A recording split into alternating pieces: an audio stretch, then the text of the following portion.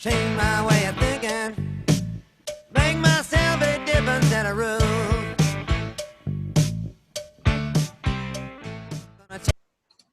Okay. Right.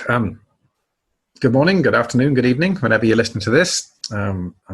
This is the talk number 3 of a series on depression. The first one was the symptoms of depression, which described the syndrome and collection of symptoms by which you could identify depression. The second one was why do we get depressed? And I really went to town on explaining some of the physical paradigms of depression. And this is very important with regard to this talk. So if you haven't heard the first 2 talks, I would suggest you'd get more out of this if you did listen to the first 2, because I will assume that you have kind of learned the stuff I've already covered. So this third talk, though, is what do we do about it? And this would be aimed at somebody who's suffering from depression or who has suffered from depression, or somebody who has a friend or a family member or who are in a caring position looking after somebody with depression. Hopefully it would be of help. So I want to start off really with a scripture from, let's have a look, remind me, Mark 12 verse 30, where Jesus summarized the whole of the law. He was asked really, what is the most important commandment? And he said, well, the whole of the law hangs together on this. And he said, to love the Lord thy God with all your heart, all your soul, all your mind, and all your strength. Now, whether or not you are a practicing Christian, or whatever your beliefs are in the presence of God, the fact is that Jesus was summarizing life. And he broke down what could be the whole of our personalities or the whole of our lives into heart, soul, mind, and strength. And this is where depression is one of the few illnesses that actually affects every single part of our humanity, heart, soul, mind, and strength. And therefore, the message of this talk is really, in terms of if you want to get well and reduce your risk of ever having depression again, you need to probably attend to treatment and or changes in every single one of those parameters, heart, soul, mind, and strength. So Jesus didn't talk specifically about depression, but in that summary that he just gave, it starts to give us clues. So depression is something that kind of most people are trying to ignore and hope's going to go away for quite a while. Research shows that many people have suffered from depression symptoms for up to 2 years before they come for their first treatment. And as I spoke earlier, it's really important to understand that you want to avoid a biological momentum in any illness. Hypertension. You don't want to have hypertension, that's high blood pressure, for a long period of time, because then it leads to secondary damage in your body. You want to get it treated quickly. And the same with depression. Depression, as I said in talk number 2, alters the physical structure of the brain, particularly when it's been there for a while. So no matter what causes it, ultimately, if you've been depressed for a while, your brain adapts to it, starts creating depressive pathways in the brain. So either length of symptoms or intensity of them or the number of episodes, we need to try and minimize that as far as possible. And that means assertive and thorough treatment. So let's have a look. We'll focus on the first level of treatment, which is going to be antidepressants. Now, I mean, this I would regard as partly, in Jesus' terms, treating the heart, which I defined as the limbic system, or the yolk of the egg. If the brain is an egg, then the limbic system is the yolk in the center, and that's responsible for our feelings. And the heart, when you read the word that's translated as heart in the Bible, it often means our emotional life or our feelings. Though the words for heart and mind are interchangeable in both Greek and Hebrew. And essentially, it is all a function of the brain. So heart and mind, as Jesus talked about it, antidepressants would affect both of those. So what is the problem with antidepressants? And there is a problem, because people just are reluctant to take them. Antidepressants have been prescribed more and more and more since the 1950s, when the first antidepressants were developed. Basically, in the 80s, there were much more tolerable antidepressants and much safer ones were developed. And then since then, there's been numerous really excellent medications with much better side effect profiles. But people, whilst there's loads of prescriptions for them, research has shown that most people don't cash in those prescriptions. They don't even take them to get them redeemed. And then of those that do, the majority don't either take the full amount or they don't take a full course of antidepressants. And those that do take a full course, quite a lot of people stop them too quick.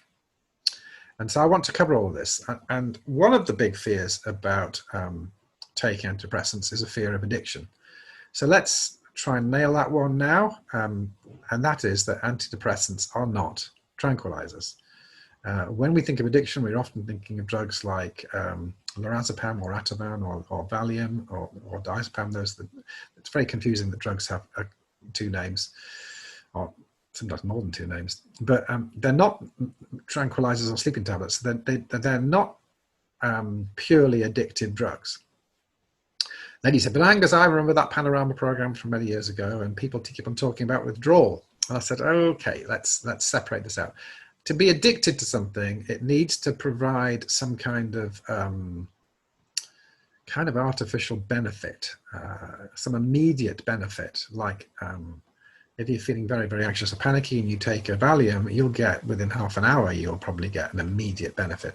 If you are feeling anxious or down in the dumps and you drink, a large glass of wine or a big gin and tonic, again, within half an hour, you will feel a lift in mood probably and a reduction of anxiety, and you get a benefit from alcohol.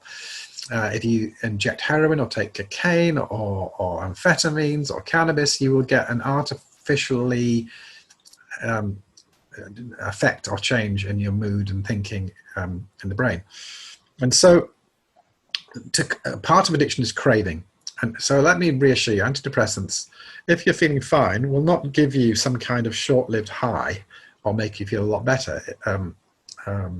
So it's difficult to get a craving or addiction for antidepressants. It just doesn't occur. And one of the big tests for that is any drug that has some kind of addiction potential will be a big thing on the black market, and there will be addicts for it. So there is for sleeping tablets, there is for minor tranquilizers like Valium, but there isn't for antidepressants. Antidepressants are not drugs of abuse.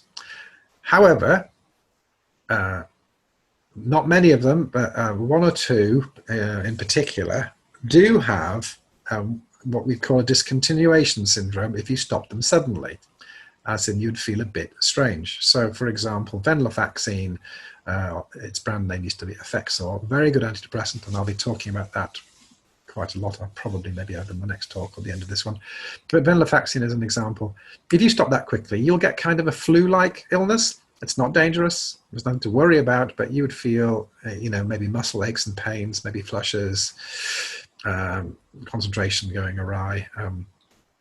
And generally the advice would be on any antidepressant, just to cover bases, is just don't stop them quickly. They should be titrated gradually away, which means reducing the dose slowly under a professional's guidance. But I want to reiterate that antidepressants are not tranquilizers. They're not addictive. The next thing is to understand that we need, when you're treating depression, we need to be aiming for remission of symptoms. Now, remission means your symptoms have almost all gone away. So remission would be revealed by the question, are you back to your normal self? And if the answer is no, then we need to perhaps be attending more to treatment. So we need to understand that the research on drugs often looks for what's called a response rate. And response rates are often defined by a 50% improvement in whatever you're trying to treat. So in depression terms, you're looking for, in the validated scales, a 50% reduction in symptoms. So it's very common that people will take an antidepressant and they will feel a bit better. Let's say 50% better. But that normally is whilst that's good news, it's not often good enough to get you back to work if you're working and get you back to full functioning. You're kind of at still a substandard level of living. And so we need to have an aim for remission. And some antidepressants are better than others at achieving remission. And unfortunately, the cheaper, older ones are often not quite as good. So the lesson, I suppose, is if you have gone to your GP and you've been given antidepressants and you feel those better, that's fantastic. But if you feel it just a bit better, you should not be letting that state carry on for week after week after week. My practice in psychiatry always was to, if I started somebody on antidepressants, I would want some kind of a review after 2 weeks, 2 weeks minimum. And I'd be expecting to see at 2 weeks signs of improvement. If I was seeing signs of improvement at 2 weeks, I would probably leave the dose the same. It depends what I was aiming for, but my aim would be within a month to see significant improvement. Now, what happens too often, and I hear this from many, many people, that they get started on antidepressant, they get a little bit better, or maybe not better at all, but they still let it drag on for month after month after month. And often it takes months before the dose gets adequately titrated up to the maximum, which is important. If you get partial response, you want to get the dose pushed up. And if you haven't responded, we need to switch antidepressants. And there's loads of different ones. And some people don't do well on the first one, and they do really well on the second one. But what you don't want is to spend months and months and months on something that doesn't work. And the analogy here would be to, I don't know, anything, well, antibiotics. You know, if you get an infection, many antibiotics, the bug is resistant. So you've got to be careful as to which you use. And if there's no response, you need to switch to a different class of antibiotics. And that happens relatively quickly. With antidepressants, I find that people are complacent. I'm talking about professionals. They're a bit complacent about it. And patients are a bit too tolerant of being unwell. So I would argue for a rapid titration of dose. And so essentially, if you are a patient and you are being treated, what you need to be doing is making a review appointment if you aren't feeling any better, and don't put up with it. I know that you may feel you're being a pain, but it's really important. And I always advise take an advocate with you, whether that's a carer or a relative, so that they, can be there to strengthen your resolve and get help quickly. So let's assume you're on an antidepressant. Maybe you didn't do well on the first one. The dose was titrated up, and then it was switched to a different one, and then now you're doing well. So now you're feeling back to your normal self. You're feeling really well. And so the temptation at this point is to go, oh, let's stop these antidepressants. I don't want to get addicted. Well, let's remember, it's not an addictive drug. The temptation to stop antidepressants, it's very understandable that you might think, I'm going to stop them now. I'm feeling absolutely fine. Right. The concept of a course. Everyone understands antibiotics, that you should complete a course and that you often get a lot better after 3 days of being on an antibiotic. But if you stop them, then the infection can come back. Well, it's the same with depression. I talked in talk 2 a lot about biological issues and biological momentum. It takes a while for that to be reversed. And it also takes a while for you to have time to put in substantial life changes. So, the rule of thumb should be from the moment that you start feeling back to your normal self, you should remain on the same unaltered dose for at least 6 months. Gasp of horror from everybody. But I say this right from the beginning. I say this is what a course of antidepressants looks like. So if we imagine that it takes a month to 6 weeks maybe to get the dose up and to get you onto the right medication and start to get you feel better, then another 6 months, and then at least 6 weeks titrating it away at the end. We are talking about the best part of a year just for one episode of depression. If you stop antidepressants early, your likelihood of relapse shoots up. So if you haven't done your 6 months of feeling well and you stop them early, you've got maybe a 1 in 2 chance of having a relapse within a year. Now, what happens whenever you quote these statistics is that people always go, I will be on the other side of things. And so the thing is that if that 50% goes to 80% at 2 years. So you're getting close to 8 out of 10 people would have a second episode of depression because they stopped their antidepressants early in the first year. that seems to not be the case if you can complete a full 6 months of well-being on the antidepressants. The thing is that nobody thinks they're in the 80% bracket. They always think they're in the 20% bracket. In fact, 80% of people think they're in 20%. So we need to be realistic about not finishing treatment early. Now, there's another thing to be wary of, is whether you've had multiple episodes in the past.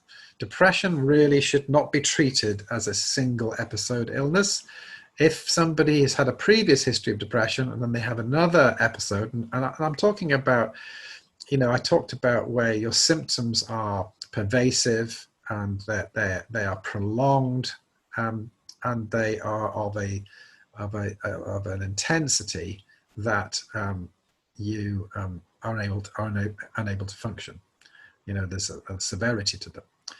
If you've had 2 or 3 episodes, particularly once you get to having a third episode, then really your professional should be talking to you about maintenance antidepressants, because you are now in a risk category of frequent relapse. Even if you do the 6 months of well-being, what we're talking about now is that you are being maintained on antidepressants, potentially for life. Now some people think that's terrible. All I need to say is that the severity and frequency of depression is predictive of becoming chronically depressed, which means that you actually don't recover. And the last thing we want to do is somebody who's suffering from chronic or treatment-resistant depression. So we need to reduce the number of episodes. I would be much more cautious if I was treating a second episode than I was treating a first.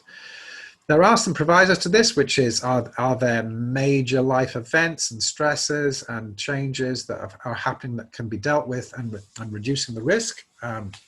Major stresses at work, if they can be altered, major stresses in relationships, if they're altered, so that maybe you're thinking, well, the person's life has changed, therefore their risk of being ill is reduced, but you should still be very, very careful.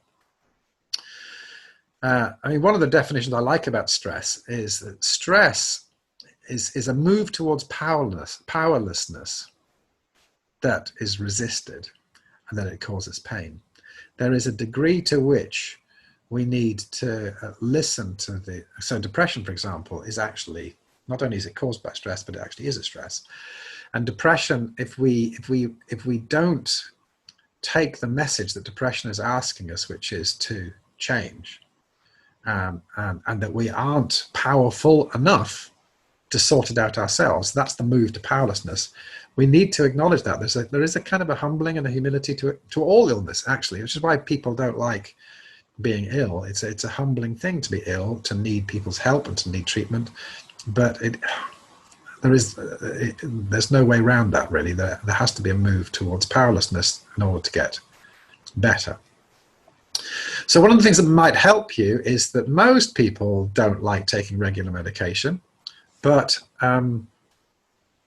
most people are quite happy, for example, to take nutritional supplements or vitamins. And the difference is, you might still be taking a pill, but what you say to yourself when you're taking a vitamin or something that would, I don't know, help your hair or complexion or something, some health supplement or muscle building thing, you're saying to yourself, well, this is my health. And then when you take a treatment for an illness, you actually think of it, this is my ill health.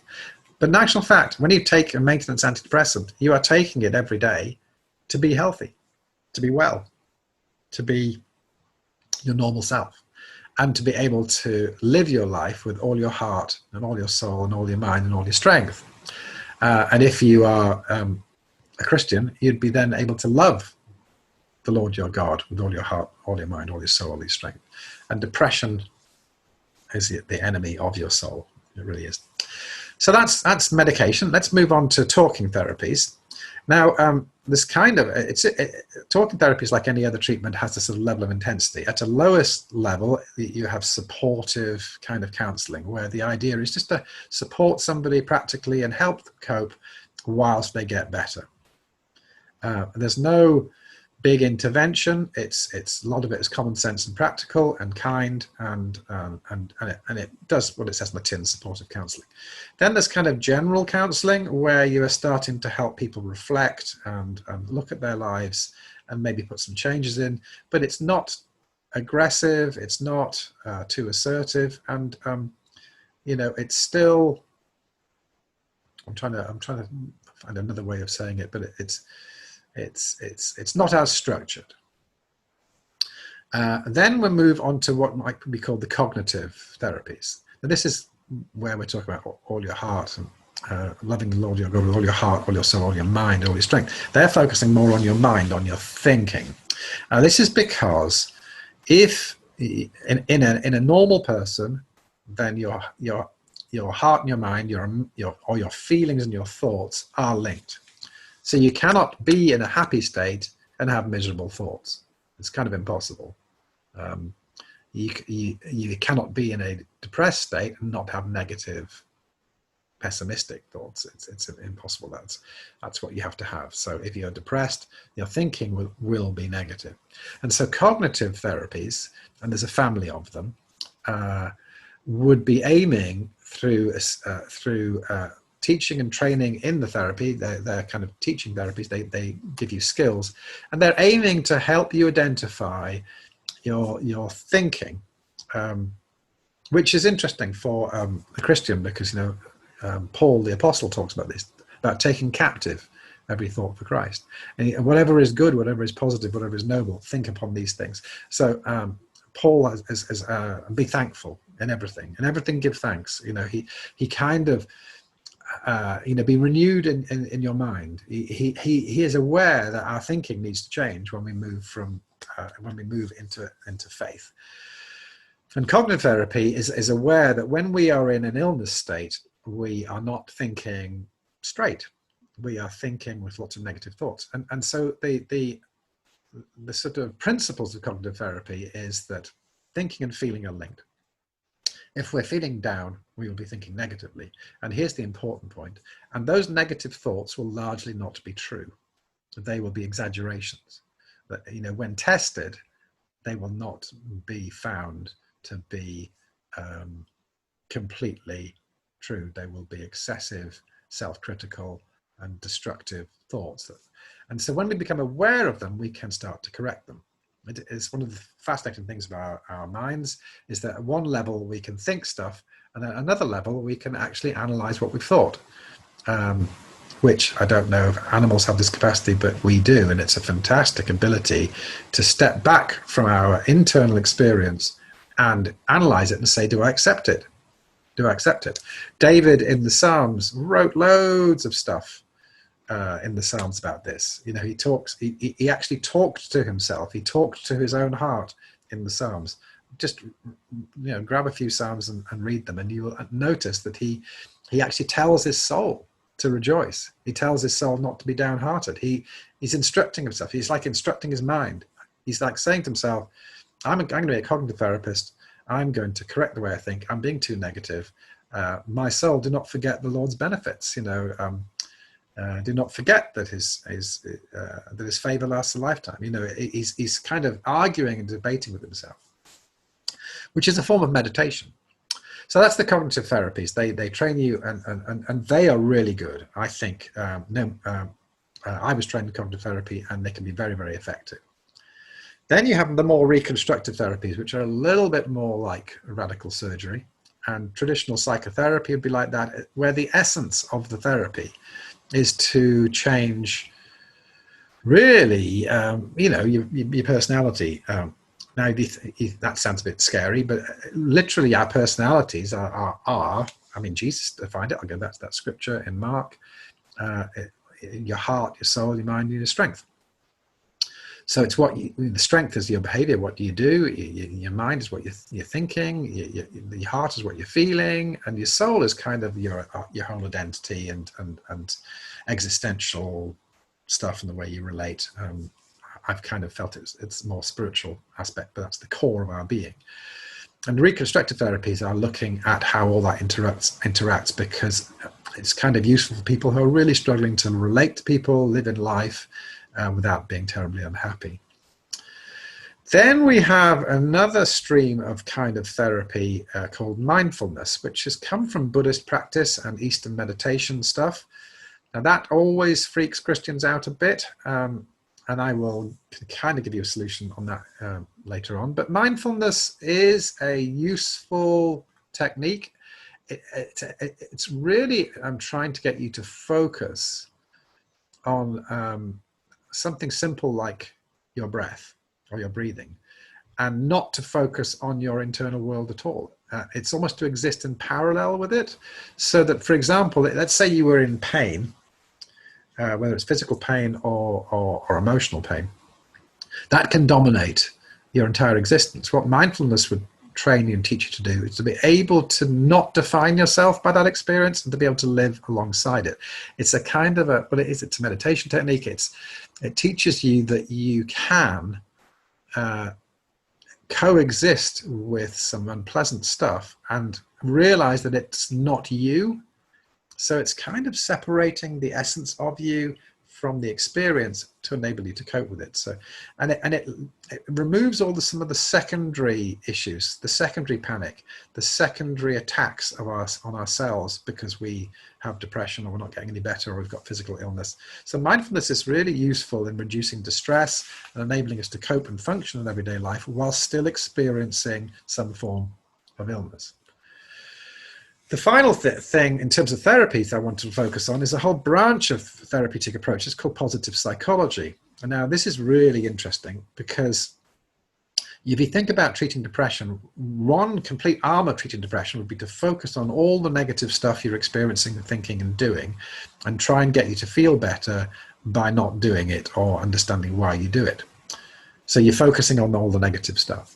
Positive psychology kind of is analyzing what your strengths are and ignoring your weaknesses. So they're not wanting to focus on the depression at all. They're wanting to. So the question for somebody who's focusing on depression would be, how depressed are you? How can we get you less depressed? The focus for positive psychology would be more, when were you last happy, and what did you do then, and what makes you happy, and what makes you feel confident and strong? So they kind of look at things like analyzing your signature strengths, doing sort of a personality assessment of what are you good at, and trying to get you to do more of that. They do things like gratitude exercises, finding things that you can be grateful for. So this again is really quite scriptural for those of us who are trying to follow Christ, because the commands in Scripture about thanksgiving and praise are just throughout Old and New Testament, and to the extent that Paul actually said, in everything give thanks. So positive psychology is something that you could ask for, whether anybody is doing a positive psychology. I'll probably mention this again, but a really good book on this is called Authentic Happiness by Martin Seligman, Seligman, and it's called Authentic Happiness. You can get it on Amazon. Really, really good book, which is kind of a self-help book on positive psychology. I've read it and found it very, very helpful. Right. The other thing is, Jesus said as well that we should be loving Lord our God with all our strength. Now, strength is about your physical attributes. And when you're treating depression, we should also be doing good behavior. What happens when you're depressed is that you feel fatigued, you feel tired, you're not sleeping well, you're not concentrating. And so you tend to stop doing stuff, you are very self-critical, so you feel you're failing at everything. And so depressed people tend to have stopped doing stuff. And in particular, they stop doing two types of activity. Stuff that requires a bit of challenge, and stuff that is just pleasurable. So we call that often an activity that gives you a sense of mastery. So I'm trying to think.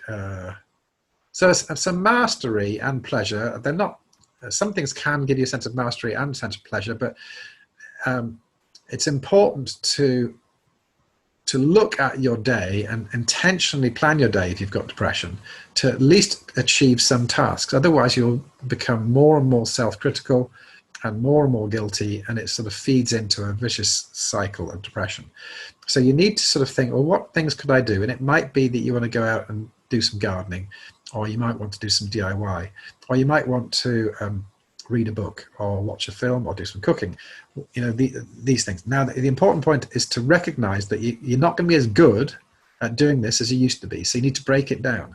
So, for example, rather than going out and doing an unlimited amount of gardening like you might have done when you were really well, you break it down to a small task. So you need to do some pruning. You might want to just prune one plant until it's done and then stop. You don't want to just think, I'm going to prune this bush, and then you finish it, and then I think I might cut the hedges as well. And then you find that you're too tired, or you make a mistake, or you cut it badly, and then you can bully yourself. So when it comes to doing activity scheduling, it's really important to set your goals low and achievable so you can get successes. Now, this probably needs to be done as a diary, as a plan, and actually writing it down so that you can be accountable. But it's really important that you don't spend all your time in bed or not getting dressed, not doing anything. It's kind of been a good recipe. Activity scheduling is a great recipe for retired people and for the lockdown. So, last thing is, what other things can you do yourself that maybe isn't treatment from a professional, but would be really helpful? Well, anything that would enhance reflection on your interior life. Now, modern people are very, very bad at this. Back in the day, hundreds of years ago, people used to actually reflect on their internal life a lot more. So let me talk about something called journaling. In the book I'm reading, which is, hold on, I've just got this book here, where is it? Oh, The Artist's Way.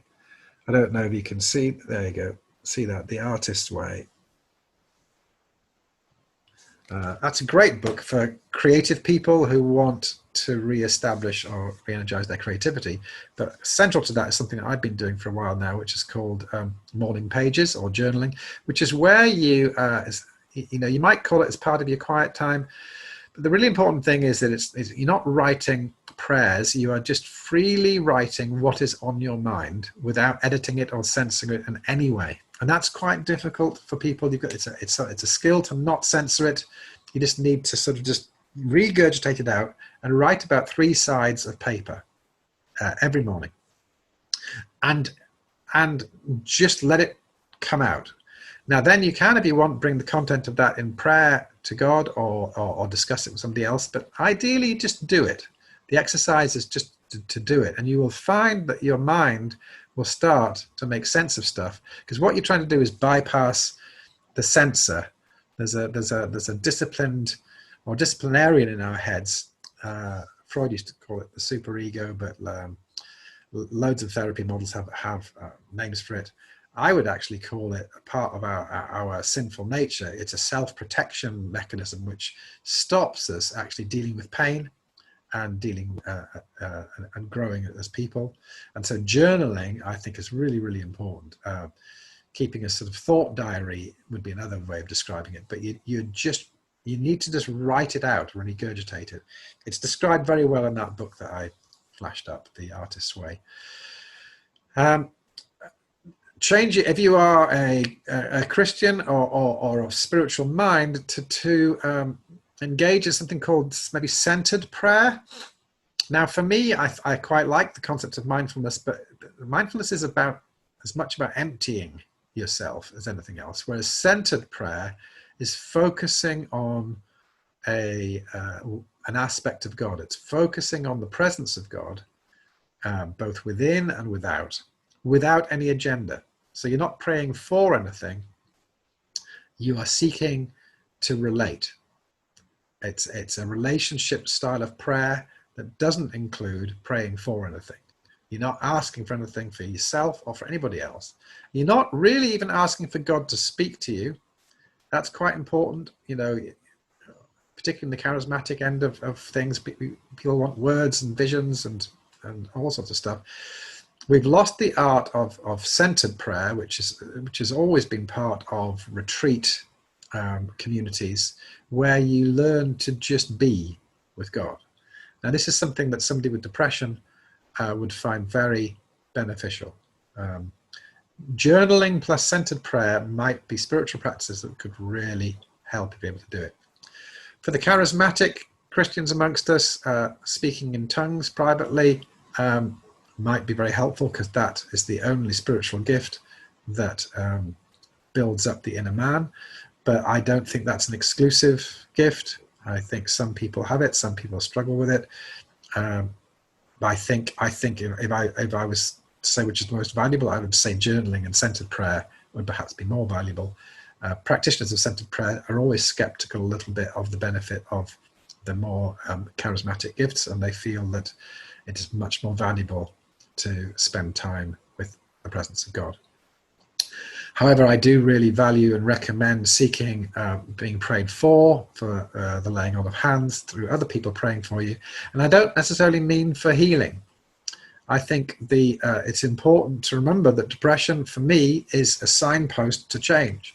And often when I've worked with people, whether they're Christians or not expressing any active faith, that to get better from depression, you can't wish it away quickly. And wishing it away quickly, there's two ways of doing that. One is to ask people to pray that you're healed. And the other one is to try and take just a tablet and hope that takes it away. Either way, I think we're missing part of the main point, which is that to become depressed, we are in some way needing to change the way we think or feel, or the way we behave, or the way our lives are, which is, as Jesus said, loving the Lord thy God with all your heart, all your soul, all your mind, all your strength. I want to, I must mention, all doctors mention this, and of course, exercise and look at your diet.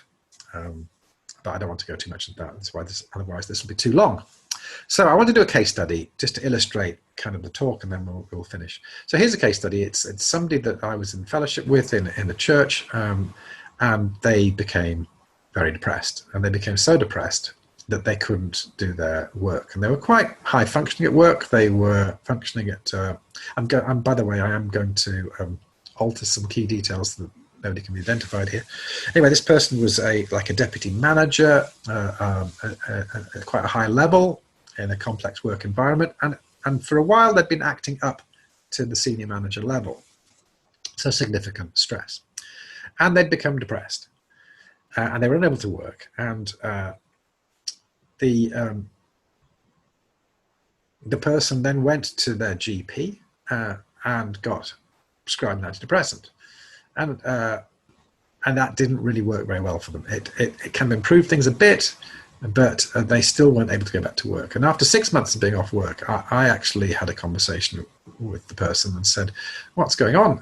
You're still off work?" And the person said, "I'm still, although I'm a lot better, I still couldn't function at the level I could at work. I can go to the shops, I can go outside by myself, I can do a bit of needlework or sewing and some sort of stuff with concentration at home, but I cannot possibly face the complexity of the environment at work."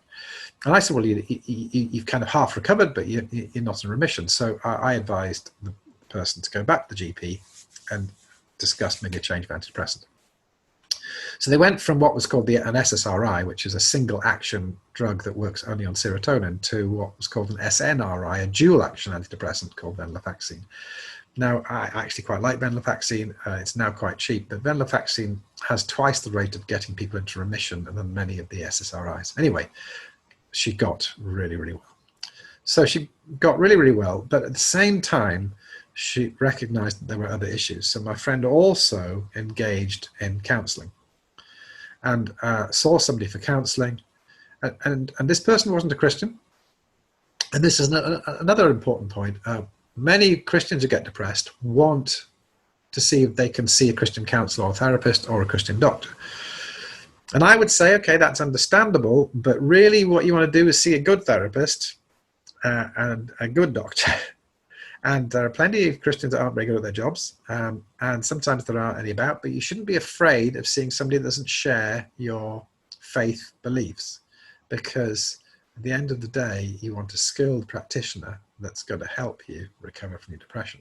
And so what my friend did was they saw this counselor, and after every session, she would take the content of the session. She would get copies of the notes, and she would pray through privately with God the content ask God to show her, what she needed to attend to that came out of the session.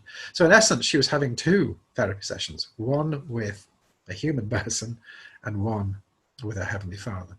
And I thought that was a wonderful thing to do. It also was a reflective practice. It's reflecting again on your therapy session, really digging into it and embracing it and not hiding away from it, and bringing it in context of your faith with your Heavenly Father.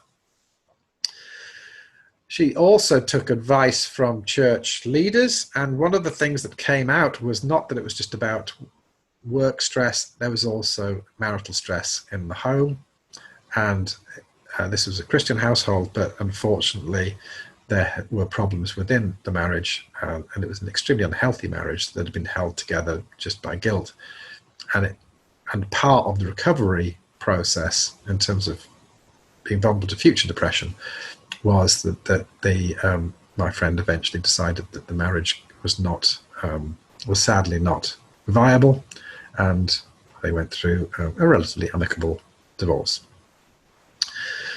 And with the counseling, with some prayer, with leadership advice, with antidepressant treatment and review, and with major changes in her life, my friend fully recovered and has not been depressed since, which is great.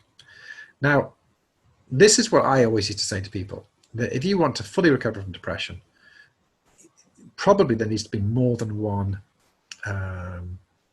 treatment, which is why I've been really focusing on loving the Lord your God with all your heart, all your soul, all your mind, all your strength. 3 times in Proverbs, it says, in the multitude of counselors, or the multitude of advice, or the multitude of counsel, there is safety, or there is wisdom. It says it 3 times. In Proverbs 11, verse 14, Proverbs 15, 22, and Proverbs 24, 6. And so I think the multitude of counselors is getting counsel on physical treatment of antidepressants. It's getting counsel on changing your life physically. It's getting counsel spiritually. It's getting counsel in terms of every aspect. I think depression can be quite simple, but it also can be quite complex. But the aim of the game is never to be ill with this again, and this requires really delving down into wisdom. I'm going to close now with a fantastic quote. Depression really has not been in the literature until about the 17th century. And Robert Burton was an English Anglican minister, and he wrote a book, the first book that we know of that really is about mental illness, and it's called The Anatomy of Melancholy. It's quite a famous book. And he wrote this about what people with depression should do. Let them use hunting, sports, plays, jests, merry company, a cup of good drink now and then, hear music, and have such companions with whom they are especially delighted, merry tales or toys, drinking, singing, dancing, and whatsoever may procure mirth. Now that's something we'll probably mention in the next talk, which is about the power of play and fun and the psychological and spiritual aspects of that. But in the meantime, can I leave you with just this reiteration that life is about all your heart, all your soul, all your mind, and all your strength. And we need to be turning that fully towards well-being and towards our Heavenly Father, who wants us to have a good life. Every blessing. And the last talk will be on more spiritual aspects and spiritual responses, and hopefully it'll be quite interesting. Okay, bye-bye. Change my way of thinking, make myself a difference and a rule.